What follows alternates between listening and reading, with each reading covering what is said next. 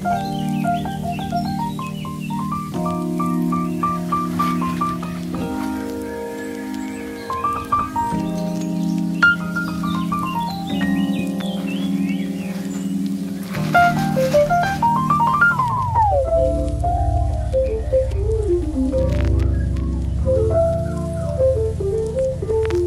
বন্ধুরা, নতুন একটা দিনে নতুন সকালে আপনাদের সকলকে স্বাগত জানাই আমার বং উপমা চ্যানেলে।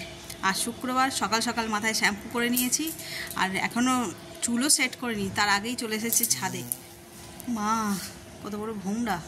আজ এই ব্লগটাকে ছাদ থেকেই শুরু করছি। তার কারণটা কি জানো? এই যে কাল সব কেচেছিলাম, কিচ্ছু শুকনোই হয়নি, একটাও নয়। তাই কি করেছি, বেরিয়ে যখন দেখছি যে সূর্যি মামা দেখা দিয়েছে, বেশি নয়, মেঘলা আকাশ, তার মাঝখান দিয়ে ফাঁকে ফাঁকে একটু করে সূর্যের দেখা মিলছে আর কি। তো সেই জন্য আমি বলছি এই সব পরে হবে, যেটুকুনি রোদ্দুর বেশি পাওয়া যায় সেই ভেবে ছাদে চলে এসেছি এই জামা কাপড়গুলো নিয়ে। আকাশে মেঘলা, কখনো ঝলমলে আকাশ, এরকমই চলবে বর্ষাকালে। তো যেহেতু অনেক দিন বৃষ্টি হচ্ছে এক নাগাড়ে, তো জামা কাপড় একটু শুকনো হচ্ছে না, কাঁচাও তো হচ্ছেই না, যেই কটাকে ভরসা করে খাচ্ছি সেটাও শুকনো হচ্ছে না। এরপর তো মানে ঘরে পরা জামা কাপড় শর্ট পড়ে যাচ্ছে। আমার তো কটা, একটা দুটো চারখানা নাইটে ভিজে, আবার একটা পরেছি, এটা নোংরা হবে 5টা। এগুলো যদি না শুকনো হয় বিকেলে চেঞ্জ করার মতন, শাড়িতে ভয় পড়ছেই না, বিকেলে কি চেঞ্জ করে পরবো সেটাও সমস্যা হয়ে দাঁড়াবে। তাই মানে জাস্ট কপালে একটুখানি সিঁদুর ঠেকিয়ে আর সোজা ছাদে চলে এসেছি। চলো ছাদে এসে জামা কাপড়ও মেলেছি। যে ফুল, আজ এক ঝোড়া ফুল হয়েছে।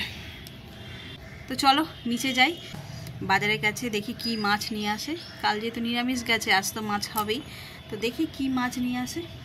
তো চলো আজকে দিনটাকে এখান থেকে দারুণভাবে শুরু করি। এই যে চলে এসেছি রান্নাঘরে, এখানে বসিয়ে দিয়ে গিয়েছিলাম, যদিও ভাতটা মনে হচ্ছে হয়ে এসছে।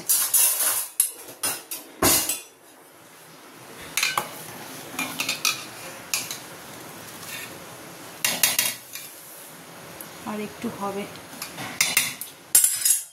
আর এই দেখো দিদি বাসন মেজে দিয়ে গেছে, এগুলো কিচ্ছু গোছানো হয়নি। রোদ্দুর দেখে এক লাফে ছাদে চলে গেছি, কিন্তু আবার মেঘলা আকাশ, কি জানে কতখানি কাজ করতে পারবো। এই ছাদে আর ঘর নিচেই করবো কাপড় জামা নিয়ে, আবার মানে একদমই অন্ধকার পড়ে আসলো। চলো দেখি কতটা কি দেখাতে পারবো জানি না, আজকে শুধু ছাদ থেকে ঘর, ঘর থেকে ছাদেই করতে হবে। চলো আগে বাসনগুলো সেট করে নিই।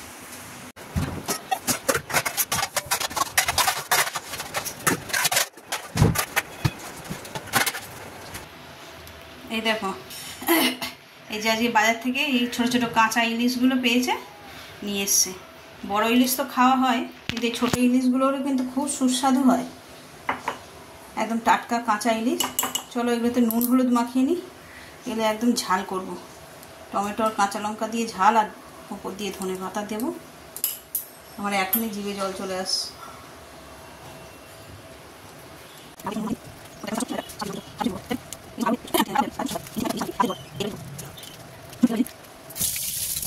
গেছে, এবার মাছগুলো দিয়ে দিই।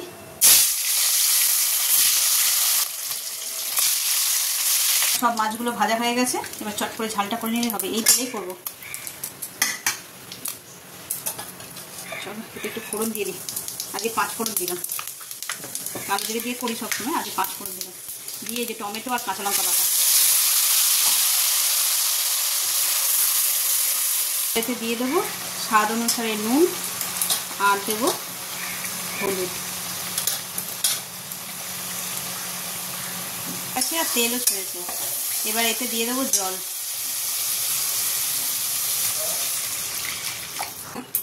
এই দেখো ঝোলটা ফুটছে, এবার এতে মাছগুলো দিয়ে দেবো।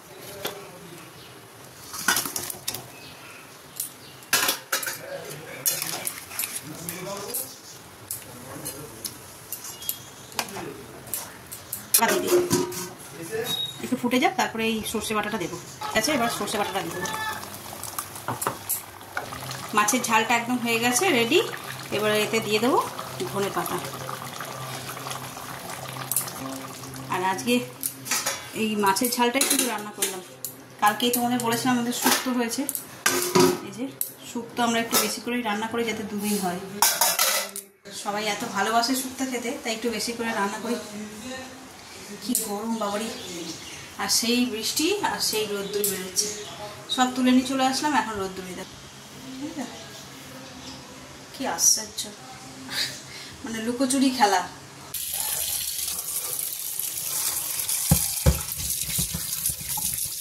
আমের সিজন শেষ হয়ে গেল দেখতে দেখতে, আমের সিজন তো চলেই গেল। ভালো আম পাওয়া যাচ্ছিল না, আমাদের কত এক গামলা গামলা করে আম হয়ে যেতাম, এখন 2-3টে করে নিয়ে আসছে। Good evening. এই যে সন্ধেবেলায় বসে পড়েছি, চা ঠা হয়ে গেছে, চা খাওয়াও হয়ে গেছে, সবার দিয়ে দিয়েছি। দিয়ে কিছু কাজ আছে করব।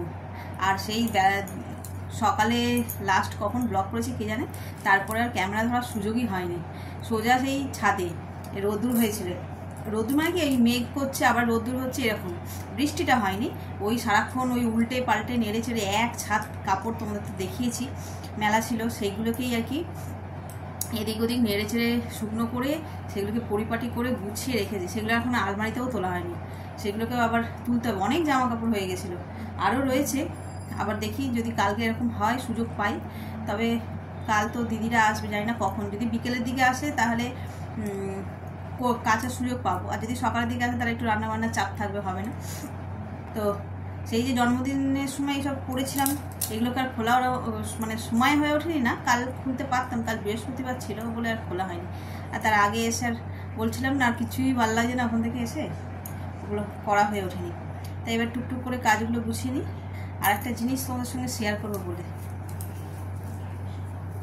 ওখানে ছবিতে দেখেছো কি না জানি না, এই যে গলার এই চোকারটা, পালস চোকারটা, এটা কিন্তু অরিজিনাল নয়।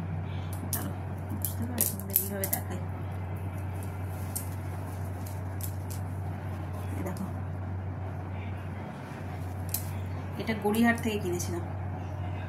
এত ক্লাসি দেখতে, বুঝতে পারছো নিশ্চয়ই। এটা ইচ্ছে করেই দেখাচ্ছে এই কারণে, মানে সবসময় যে সোনা গয়নায় সুন্দর হয় তা নয়, কিন্তু খুব সুন্দর এটা, আর সুন্দর এটা, এটাই দেখ তোমাদের সঙ্গে শেয়ার করবো বলে তাই বসলাম। আর এই যে গয়নাগাটিগুলো, আর এই যে শাখাটা দেখছো, এটা মনে আছে? তোমরা হয়তো প্রথম ব্লগ দেখো নি অনেকেই, তাদের জন্য বলছি। এটা গেছিলাম বড় মার কাছে, প্রথম ব্লগ স্টার্টও আমার বড় মার মন্দির দর্শন করি ওখানেই। তো ওখান থেকে ফেরার সময় আমার শাখা দেখলেই খুব, মানে কি বলবো, লোভ লাগে। গয়না যেরকম লোভ লাগে লোকের দেখলে, শাড়ি গয়না, আমার শাখা দেখলে ভীষণ লোভ লাগে, জানি না কেন। তো ওইখানে গেছিলাম, ওখান থেকে এই জোড়াটা কিনেছিলাম, তো কেনা হয়েছে। চলো এই কাজটাকে নিয়ে শাখাটা চেঞ্জ করে নিই।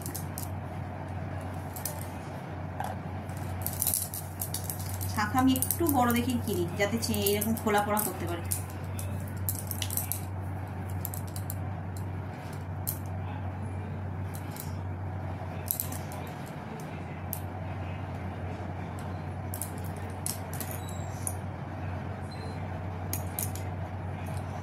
ছেলে হওয়ার পর এত মোটা হয়ে গেছিলাম, চেহারা এতটাই হেলদি হয়ে গেছিল, মানে এই যে আমার এই শাখা পলাগুলো হাতে ঢুকতোই না।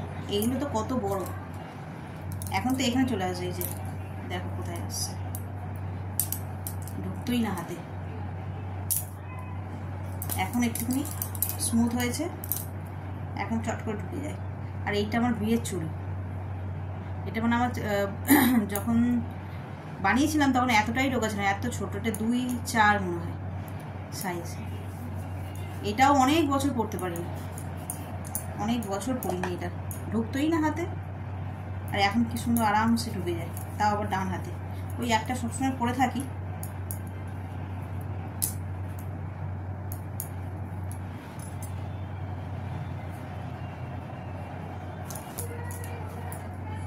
আর এইটা, এই আংটিটা সবসময় পরি আমি, এটা ওর বাবা দিয়েছিল আমাকে, ওর বাবা মানে আমার বর আর কি, বিয়ের আংটি এটা।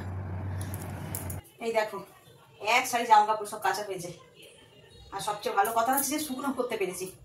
এগুলোকে এবার ঢুকিয়ে দিতে পারলেই ব্যাস। আবার তাহলে কাল যদি রোদ্দুর বেরোয়, যেমনটা বললাম, আরো অনেক জামা কাপড় আছে কাচার, সেগুলোকে কাচতে হবে।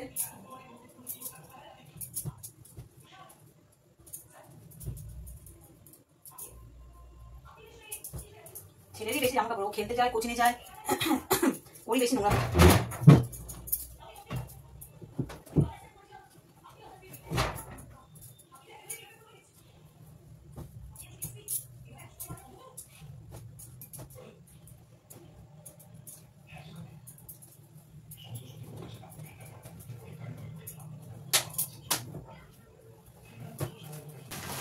এই যে রান্নাঘরে চলে আসলাম, ওগুলো তো গুছিয়ে টুছিয়ে নিয়েছি। এবার তরকারিটা করে নিলেই ব্যাস, আজকের মতন কাজ শেষ। এই হচ্ছে কথা।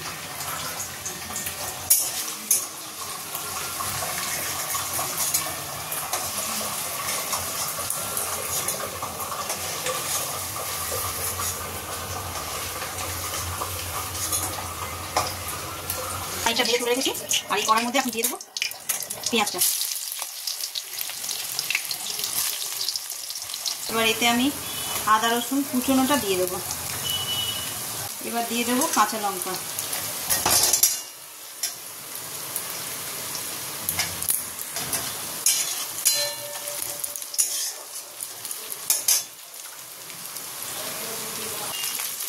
টমেটোটাও দিয়ে দিলাম। এবার এতে একটু নুন দিয়ে দেবো যাতে টমেটোটা তাড়াতাড়ি গলে যায়।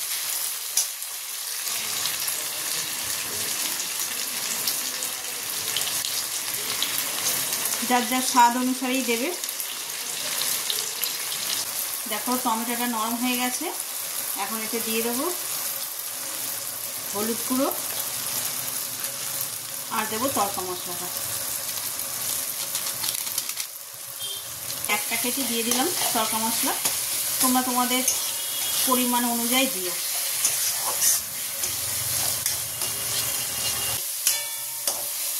এবার এতে আমি তড়কাটা দিয়ে দেবো।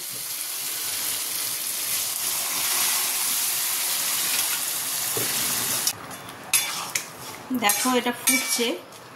এই এখন আমি এতে ভেজে রাখা পনিরগুলো দিয়ে দেবো। আর একটু ফুটবে, কিন্তু আগে থেকে দিয়ে দিলে কি হবে, পনিরগুলোর মধ্যে মশলা ঢুকবে।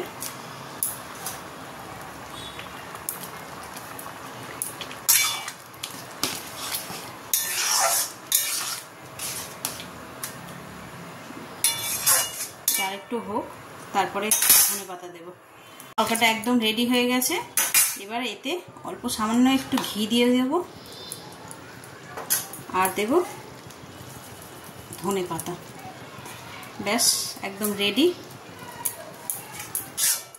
এটা দিয়ে রুমালি রুটি খেতে বেশি ভালো লাগে, তবে আমরা এমনি তাওয়া রুটিই খাবো। চলো, আজকের তো রান্নাঘরের কাজ মিটলো। তো ঘড়িতে 9টা 10 বাজে, এখনো খাওয়ার সময় হয়নি, খেতে দেরি আছে। আর ছেলেটাও গেছে এতে খেলতে গেছে, টুর্নামেন্ট আছে আজকে ওদের একাডেমি থেকে। ও নেই, ওর বাবাও গেছে ডিউটিতে, বাবাও নেই ঘরে। একা একা বোর লাগছে, আরও বোর লাগছে। দেখি একটু দিদির সঙ্গে কথা বলি, ফোন করি, কালকে কখন আসছে, বলো সকাল সকাল চলে আসতে। চলো লাইটটা নেবে, এত গরম লাগছে না, লাইটেই যেন আরো বেশি গরম লাগছে। চলো।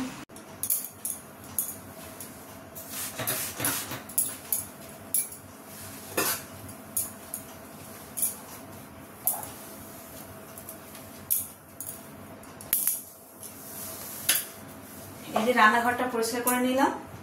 খাওয়া দাওয়া অনেকক্ষণ হয়ে গেছে, অনেকক্ষণ বলতে একটু আগেই হয়েছে আর কি। তো এই কাজগুলো আগেই হয়ে যায়। তো ওই ছেলে বললাম খেলতে গেছে, ওরা আজকে আসতে একটু দেরি হয়েছে, 12টা বাজে। এত দেরি হয় না, কিন্তু এই কাজগুলো তো না করে শুলেও শান্তি নেই। এইগুলো হচ্ছে যে অভ্যাস হয়ে গেছে করে করে। তাহলে চলো আজকের ব্লগটাকে এই পর্যন্তই রাখছি। যদি কিছু ভালো লাগে থাকে তাহলে please like, comment, share and subscribe. সকলে ভালো থাকবেন, সুস্থ থাকবেন। আর যদি কোনো ভুল ত্রুটি হয়ে থাকে তাহলে সংশোধন করবেন, মার্জনা করবেন। আর আগামীকাল আবার একটা নতুন দিনের সঙ্গে দেখা হচ্ছে। Good night.